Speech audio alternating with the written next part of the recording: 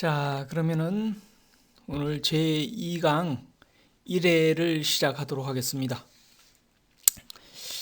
그 제2강에서는 우리가 앞으로 이제 공부를 할 해방 이후부터 현재까지의 그 대한민국 정부의 기록 관리 정책의 전체적인 흐름을 한번 개관해 보도록 그렇게 하겠습니다. 그래서 제목을 현대 기록관리의 사적 추이라는 제목으로 한번 쭉 한국 현대사 속에서 정부의 기록관리 정책이 어땠었는가 하는 것을 살펴보도록 하겠습니다. 참고문헌은 여러분들 그 강의 계획서에 적혀져 있는 것과 같습니다. 그래서 이 참고문헌을 참고하시면 좋겠습니다. 그래서 제가 쓴 한국 근현대 기록관리라는 저서와 그 다음에 이승일 선생님이 쓰신 기록의 역사, 이것도 해방 이후부터 1980년대까지의 정부의 기록관리 정책에 대한 내용입니다. 내용이고요.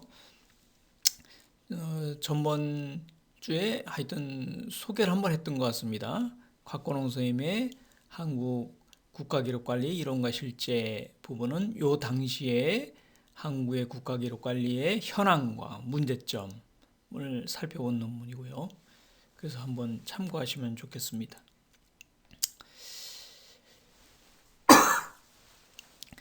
이 강의에 지금 제2강의 강의에 참고가 되는 직접적인 논문은 제가 작년에 쓴 한국 현대기록관리의 사적 추이라는 논문이 있는데요. 요건 한국 근현대 기록관리라는 저서에 실려 있습니다. 그러니까 한번 그 논문을 한번 참조를 하시면은 여러분들이 이번 강의를 이해하는데 제2강을 이해하는데 도움이 될 것 같습니다. 한 학기 동안 할 내용에 대해서는 전번 주에 잠깐 말씀을 드렸고요. 크게 이 한국 현대사 속에서 정부의 기록관리 정책은 크게 지금 한 5단계 정도로 구분할 수 있다라고 얘기할 수 있고요. 첫 번째 시기는 해방 이후부터 1969년 시기까지고 69년은 정부 기록 보존소가 설립된 시기입니다. 정부가 준영구 기록을 독자적으로 혹은 전문적으로 관리하는 기관, 정부 기구를 만든 거죠. 그것이 이제 하여튼 나름대로 구분의 기점이 될 수 있을 것 같고요. 그 다음에 두 번째 시기는 1969년 정부기록보존소의 설립부터 1999년에 처음으로 대한민국 정부가 기록에 관한 법률을 만듭니다. 그게 1999년에 공공기관의 기록물 관리하는 법률이 만들어지는데 그 법률이 제정됨으로써 비로소 국가 기록 관리가 이제 체계적으로 시도되게 되었다라고 얘기할 수 있습니다.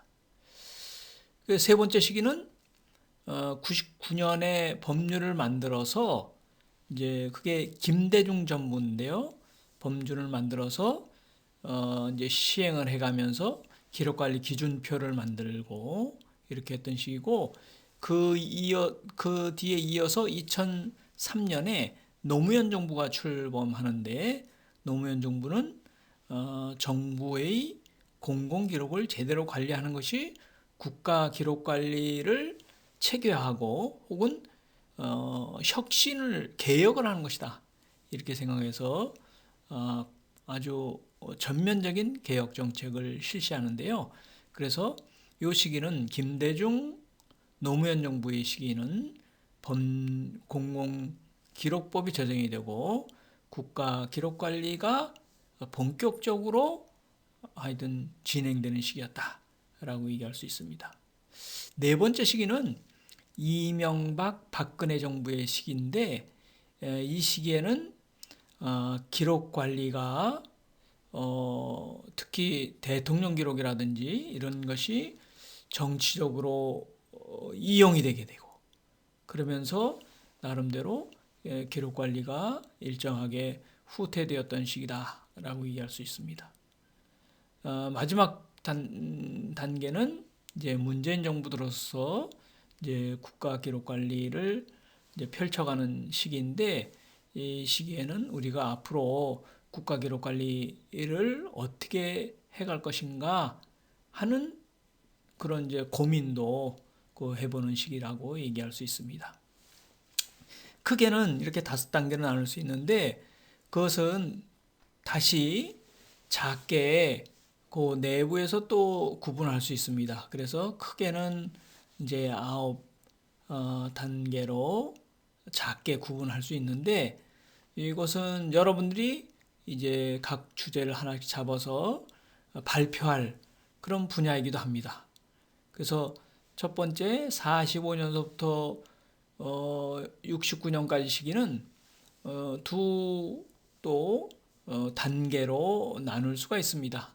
그것은 이제 사건의 경과라든지 이런 것을 바탕으로 해서 나눌 수가 있는데 48년 대한민국 정부 수립 이후부터 64년까지 시기는 정부는 조선총독부의 기록관리 제도를 그대로 원용을 했어요. 원용을 했고 그러나 한국 육군에서는 미국 육군과 교류를 하고 미국 육군에서 훈련을 받고 이러면서 미국의 그 당시에 선진적인 기록관리 제도를 도입하기 시작했습니다.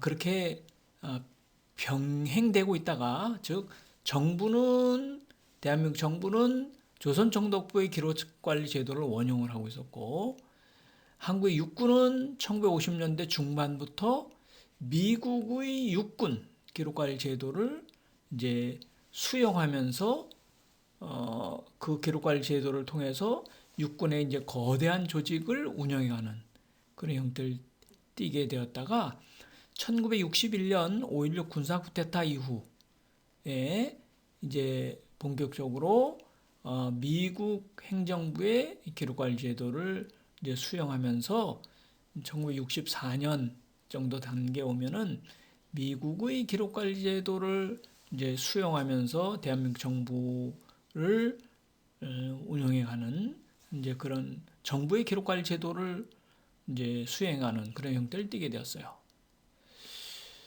두 번째 요 부분은 무슨 내용이냐면 대한민국 정부에서 전면적인 보존문서 정리 작업을 벌이게 됩니다. 보존문서 정리 작업을 크게 1962년, 68년, 75년 이제 세 차례에 걸쳐서 전개되게 되는 단행하게 되는데 그것이 단행화된 역사적 의의와 한계에 대해서 살펴보도록 하겠습니다. 1969년서부터 99년까지의 그 두 번째 단계는 다시 잘게 87년 60민주항쟁을 계기로 해서 나눌 수가 있습니다. 그래서 이 부분은 1969년부터 87년 또 87년 60민주항쟁서부터 99년 공공기관의 기록물 관련 법률이 제정되기 전까지 이렇게 다시 두 단계로 나눌 수 있고요. 여기 다섯 번째 김대중 정부가 1998년에 이제 출범을 하면서 99년에 공공기관의 기록물 관련 법률이 제정이 됩니다. 그래서 이제 법률이 제정되게 되고 기록관리 기준표가 측정이 되게 되면서 국가기록관리 체제가 이제 시작되게 되는 그런 과정에서 김대중 정부의 기록관리 정책에 대해 살펴보고요. 여섯 번째는 2003년에 출범하는 노무현 정부의 기록관리 정책의 의의와 한계에 대해 살펴보려고 합니다. 일곱 번째는 이명박 정부의 기록관리 정책에 대해 살펴보고요. 여덟 번째는 박근혜 정부의 기록관리 정책을 살펴봅니다. 마지막으로 문재인 정부의 기록관리 정책과 앞으로 우리 국가기록관리 정책은 어떻게 되어야 되는가 하는 부분을 한번 생각해보는 시간을 갖도록 하겠습니다. 자, 이제 본격적으로 이제 1945년서부터 1969년 정부기록보존소가 설립되기 전까지 제1시기의 기록관리 정책에 대해서 살펴보도록 하겠습니다. 그 시기는 다시 크게 세 시기로 나눠지는데, 첫 번째는 1945년부터 48년까지 미군정이 우리 대한민국을 다스렸던 시기를 살펴볼 수 있고요. 두 번째 시기는 아까 얘기한 것처럼 대한민국 정부가 수립된 이후, 즉 1948년서부터 1964년까지 시기를 살펴볼 수 있고요.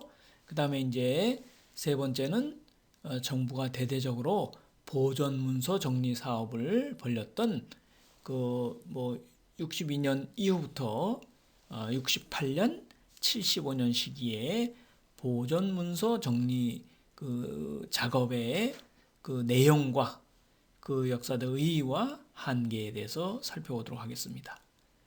그 중에 첫 번째 미군정 시기의 기록관리는 1945년서부터 48년까지 이제 살펴볼 수 있는데, 이 시기는 1945년 8월 15일 이제 일본 제국주의 식민지 지배로부터 한국이 해방이 되죠. 그래서 해방 후에 한국의 사회 세력들은 자주적 민족 국가를 수립하려고 노력하였지만은 곧바로 미군정 시기를 맞게 됩니다. 그래서 38도 이남은 미군정이, 38도 이북은 소군정이 이제 다스리게 됐던 거죠. 해방 후에 미군정의 시기, 45년부터 48년까지 시기에는 미군이 남한을 통치하였고 국가 기록물 관리를 미군정이 주도했습니다. 이 시기의 특징은 이 1945년부터 48년까지 미군정이 남한을 통치하면서 그 통치했던 정부 기록들, 중요한 정부 기록이 현재 잘 남아있지 않습니다. 즉 1948년 대한민국 정부가 수립된 이후에 미군정의 국가기록물이 우리 대한민국 정부에 전수되지 않았어요. 그래서 현재 정부기록보존소에는 미군정기의 각 부서에서 생산된 기록물을 거의 찾지 못하고 있다라고 얘기할 수 있습니다. 근데 그게 미국의 국립기록청에서도 그 기록을 현재는 찾을 수가 없습니다.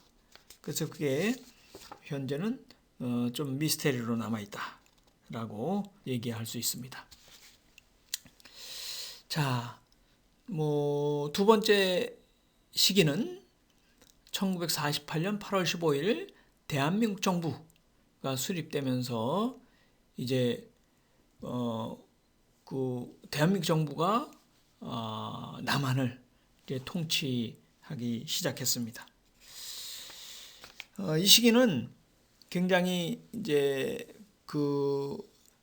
격변기면서 혼란기라서 대한민국 정부가 독자적으로 국가기록관리를 제도를 세워서 이렇게 정부를 운영해가지는 못했어요. 그럴 여유가 없었습니다. 그래서 조선총독부의 기록관리 제도를 그대로 원용을 해서 각 기관에서 독자적으로 기록관리를 행했습니다.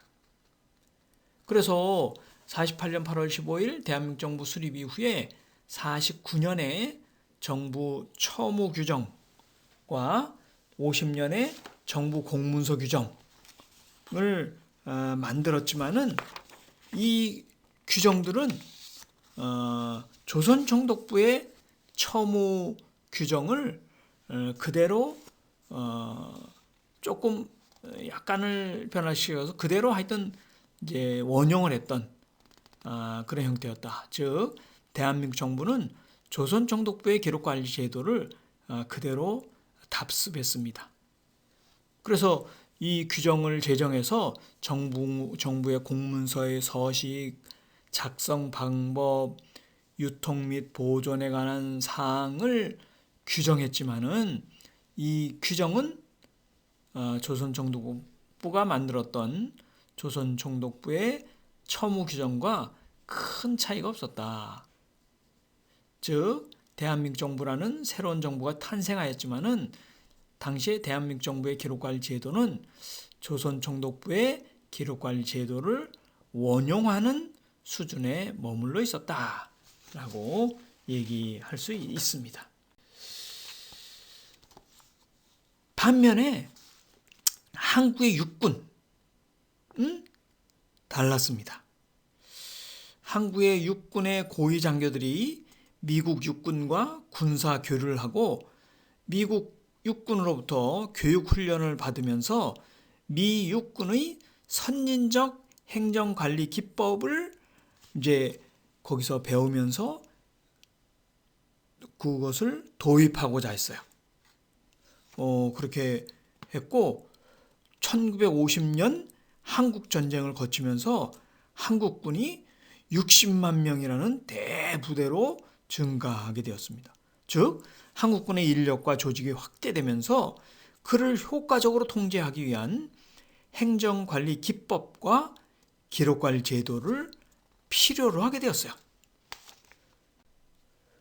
그래서 1953년에 미국 육군의 육군 공문서 규정을 참고해서 한국 육군에서 독자적인 육군 공문서 규정을 1953년에 제정을 했습니다.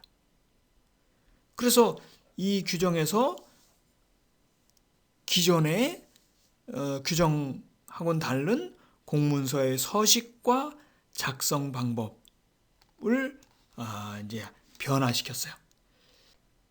하여튼 이제 사례를 들어보면은 51년에 그 육군에서 한국 육군에서 썼던 공문이 A하고 이 그림이 잘못되어 있었는데요. D가 1951년 한국 육군이 사용했던 공문서의 양식입니다. 시행문이에요. 근데 지금 얘기하다시피 53년에 독자적인 육군 공문서 규정을 제정하면서는 공문서의 서식이 이렇게 B와 C로 바뀌어졌습니다.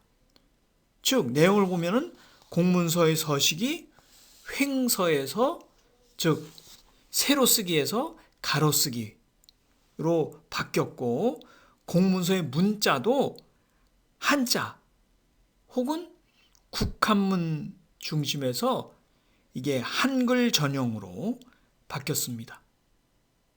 그리고 본문의 구성도 이게 서술식에서 문장을 그대로 다 쓰는 서술식에서 개조식으로 이렇게 나름대로 그 문장의 중요한 부분만 딱 요점 정리하는 식으로 변경이 되었어요.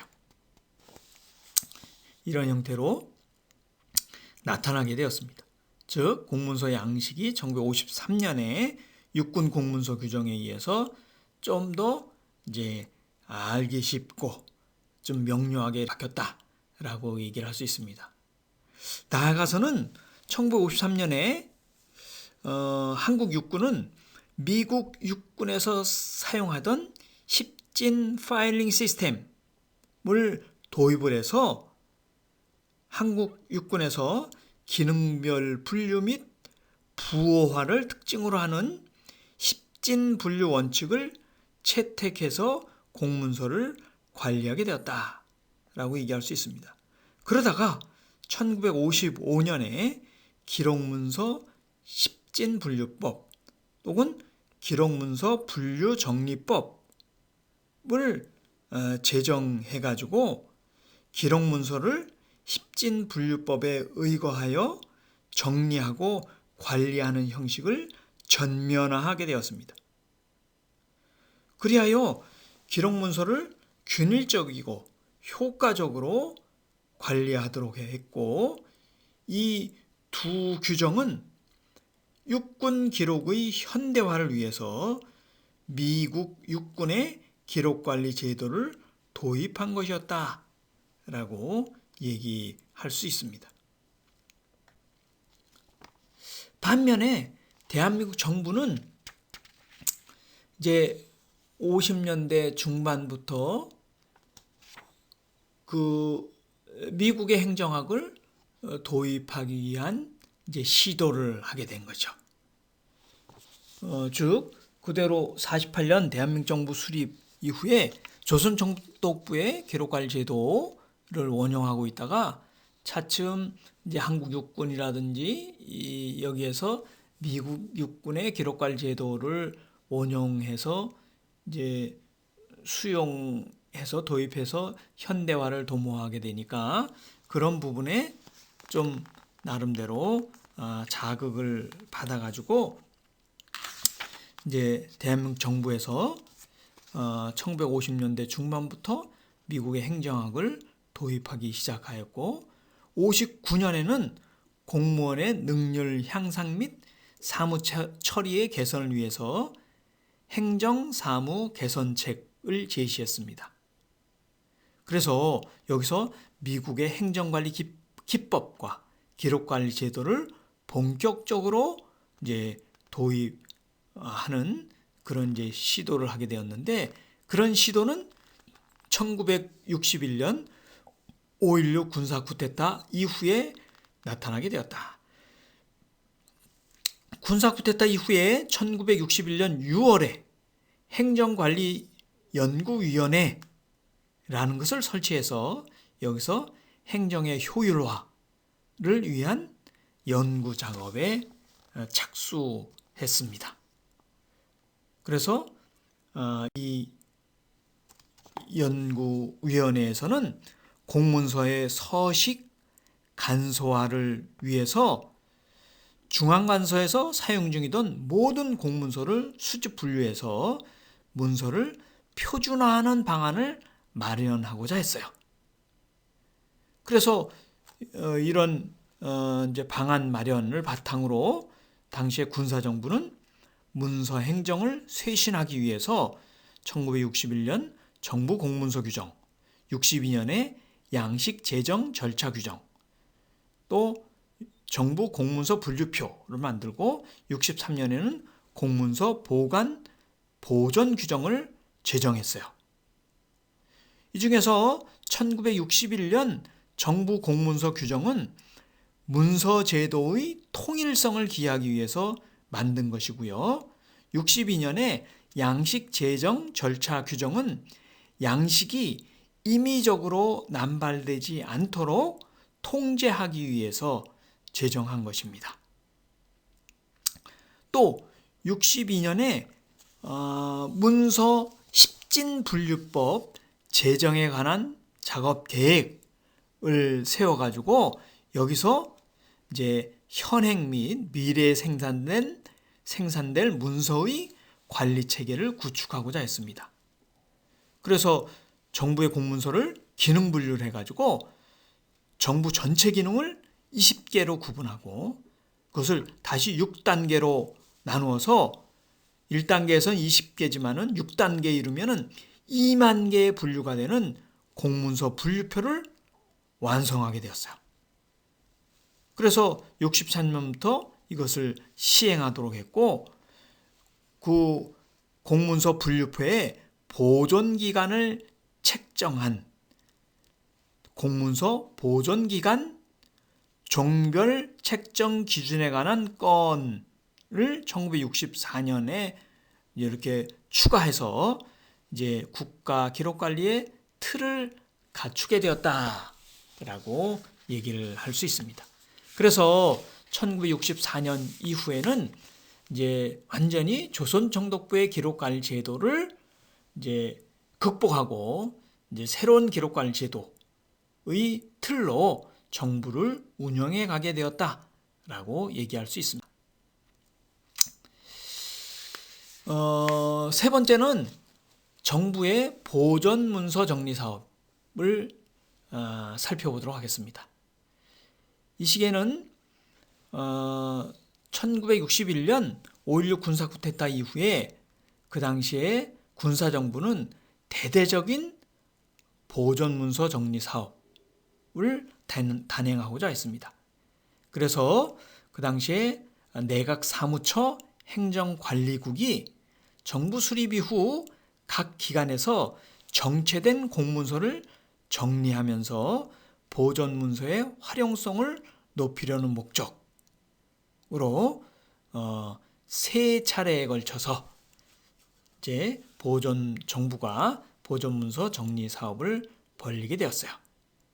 그래서 62년, 1968년, 1975년에 이렇게 보존 문서 정리 사업을 벌이게 되었다. 여기에서는 그 중에서 1962년과 68년 부분에 대해서만 살펴보도록 하겠습니다. 1962년 보존 문서 정리 사업은 1962년 1월 22일부터 4월 7일까지 76일간 이제 진행되었어요. 이때의 작업 내용은 그 군사정부가 들어와서 보니까 그 당시에 정부 이제 청이 정부 청사가 현재 경복궁에 있었어요. 그 당시에 조선정독부의 건물을 그대로 이용하고 있었습니다. 근데 조선정독부의 건물이 대한민국 청사였는데 거기에 있었던 각 부처에서는 조선정독부 시기에 사용했던 문서들도 다 거기에 그대로 이제 캐비넷에서 보관하고 있으면서 그걸 이용하지도 않으면서 거기에 이제 쌓아놓고 있고 그렇게 되니까 행정의 효율화와 행정의 간소화를 이 군사정부가 이제 주장하면서 10년 이상 된 문서를 전부 중앙문서 창고에 이관하고 나름대로 기존의 캐비넷에 있는 이제 활용하지도 않는 그런 문서들을 대대적으로 정리한다. 이런 취지로 보존문서 정리 사업을 진행을 했습니다. 그래서 기본적으로 이제 활용하지 않는 이용하지 않는 그런 이제 보존 문서들은 캐비넷에 있는 문서들은 이제 소각한다 이렇게 계획을 세웠다가 실제 진행하면서는 소각하지는 않고 그것을 이제 뭐 팔아서 재생하는 이제 그런 계획을 추진했습니다. 그래서 구체적으로는 179만 권의 보존 문서 중에서 이제 그 약 30만 권 그 보존 문서 중에서 중앙부처의 보존 문서는 79만 권이었는데 그 중에 한 38%인 30만 권만 영구 보존으로 지정하였고 또 도에서 보존 문서 한 100만 권 정도가 있었는데 그 중에 18%인 18만 권만 영구 보존으로 지정을 했어요. 그렇게 해서 이제 나머지는 이제 폐기하거나 혹은 재생하는 그런 이제 형태를 띠게 되었습니다.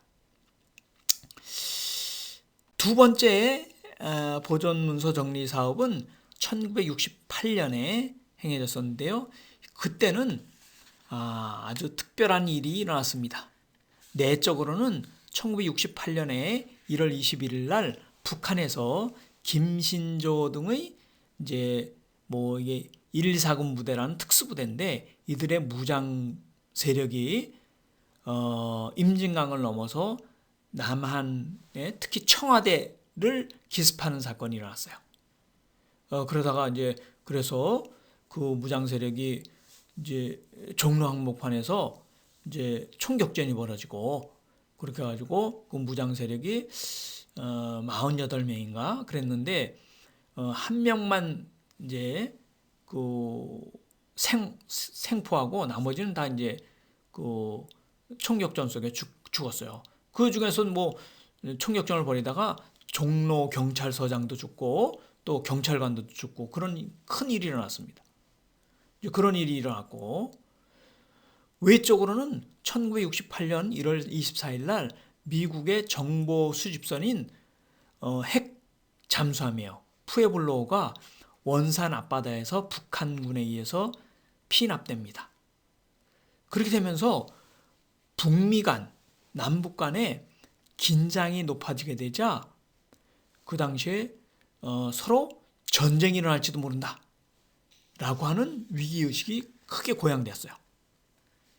그래서 정부에서는 전쟁이 일어날 것에 대비해서 당시에 대한민국 청사에 있었던 그 문서들을 이제 연구 보존 문서들을 이제 분산 배치하는 그런 이제 계획을 실행하게 됩니다. 그게 1968년 보존 문서 정리 사업의 전개 내용이에요. 즉, 그 당시에 중앙청, 대한민국 정부 청사에 있었던 정부의 이제 연구 문서들을 조선시대의 4대 사고를 두어서 기록을 관리하던 형태처럼 나름대로 분산 배치하는 그런 계획을 세우게 되었다. 그래서 그것을 이제 실행하게 되었어요. 그래서 1968년 4월 1일부터 5월 30일까지 2개월간에 걸쳐서 이제 보존문서 정리 사업이 전개가 되게 되었고 이것은 전쟁을 대비한 즉 비상사태에 대비한 문서의 소개라는 것은 분산 이제 보존한다는 겁니다. 한자고요. 그 대비한 문서의 소개와 연구 보존 문서의 보관이라는 관점에서 이 보존 문서 정리 사업이 이루어지게 되었다. 그래서 1968년 보존 문서 정리 사업에서는 연구 보존 문서를 재분류하고 유한 문서는 폐기하고 연구 문서는 목록을 작성해서 연구 보존 문서 보존 계획을 세워서 그것을 이제 1950년 한국 전쟁이 일어났을 때도 이제 그 북한군이 침범하지 못했던 낙동강 이남의 그 이제 경상도에 분산 보존하는 그런 사업을 벌이게 되었습니다. 그러나 이 사업도 유한 문서는 폐기하고 연구 문서는 분산 보존한다고 하는 측면에서 대대적인 보존 문서 정리 사업을 벌였는데 이 당시에는 아직 이제 공무원들이 나름대로 기록에 대한 역사 의식이라든지 기록에 대한 어떤 평가라든지 이런 것을 체계적으로 하기가 어려웠기 때문에 이때 보존 문서 정리 사업을 하면서 이제 많은 문서들이 또 폐기되는 그런 우를 범하게도 되었다. 이렇게 얘기할 수 있습니다. 자, 요 시기 이제 1945년서부터 1969년까지 시기에 대해서 이제 정리를 하면은 1948년 대한민국 정부의 기록관리 제도는 조선총독부의 기록관리 제도를 원형해서 그대로 정부를 운영해 가고 있었다라고 얘기할 수 있고 반면에 한국 육군은 1950년대 중반 이후에 미국 육군의 기록관리 제도를 수용하기 시작했다라고 얘기할 수 있고, 1961년 5.16 군사 쿠데타가 일어나면서 군사정부가 들어서면서 행정관리연구위원회를 만들면서 당시에 행정의 효율화, 행정의 간소화 내지는 행정의 근대화를 이제 제창하면서 그 당시에 공문서의 다양한 공문서 규정이라든지 이런 걸 연구하면서 미국의 기록관리 제도를 수용해서 이제 기록관리 제도를 체계화하게 되었다. 그래서 1964년 이후에 대한민국 정부는 미국의 기록관리 제도를 전면적으로 이제 받아들이면서 대한민국 정부를 운영해 가게 되었다라고 얘기할 수 있습니다. 보존문서 정리 사업에 대해서는 1962년과 68년에 보존문서 정리 사업은 기본적으로 처음으로 군사정부가 들었으면서 그 당시 정부 부처에서 그 활용하지 않고 쌓아놓고 있었던 캐비넷에 있는 정부 문서를 이제 정리한다라고 하는 측면에서는 의미가 있었지만은 당시 행정실무적 관점의 효율화만 강조하고 기록이 갖고 있는 효율성이나 기록이 갖고 있는 역사적 의미와 문화유산의 소중함에 대한 인식은 부재했다. 인식은 낮았다라고 얘기할 수 있습니다. 그래서 당시 총무처가 소장하고 있었던 조선총독부의 문서도 일부 폐기하는 그런 우를 범하기도 하였다. 즉 군사정부는 행정의 간소화, 행정의 효율화를 주장하면서 간편화를 주장하면서 캐비넷에 있는 문서를 대대적으로 활용하지도 않으면서 이용하지도 않으면서 못하러 이렇게 캐비넷에 두고 있느냐?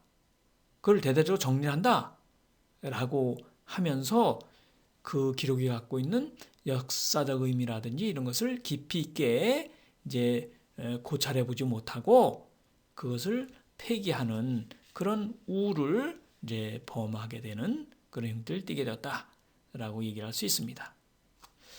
자, 이상으로 1945년서부터 69년까지 시기에 대한민국 정부의 기록관리 정책에 대해서 살펴봤습니다.